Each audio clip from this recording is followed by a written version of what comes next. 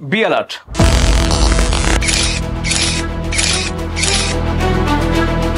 దేశంలోని ఆలయ ప్రాంగణాలల్లా తుపాకుల గర్జన, ధార్మిక ప్రదేశాల్లో దుండగుల కాల్పుల ఘటనలు, బాంబు బెదిరింపులకు, కుట్ర కోణాలకు కేవలం దేవస్థానాలే నిలయాలు. అమర్నాథ్ క్షేత్రంతో మొదలు పెడితే అయోధ్య దాకా, అక్షరధామ్ నుంచి అమెరికాలోని కృష్ణ మందిరం దాకా ఇస్లామిక్ మూకలు, ఖలిస్తాన్ టెర్రరిస్టుల గ్యాంగులు మన పుణ్యక్షేత్రాల మీద తెగపడతా ఉన్నాయి. మొన్నటి వేసవిలో పాట్నా నగరం నడిబొడ్డున దేవస్థానం సమీపంలో అధునాతన ఆయుధాలతోటి కాల్పులకు తెగబడ్డరు దుండగులు. నెంబర్ ప్లేట్ లేని స్కార్పియోలో వచ్చి ఆగంతకులు ఫైర్ ఓపెన్ చేశారు. విచక్షణ రహితంగా జరిపిన కాల్పులల్లా తూటాలు ఏకంగా ఆలయ ప్రాకారాల మీదకి దూసుకొని పోయినాయి. బీహార్ పోలీసుల జవాబు యథావిధిగానే దర్యాప్తు మొదలైంది, దుండగుల వేట కొనసాగుతున్నది అనే శరామామూలు ప్రకటన.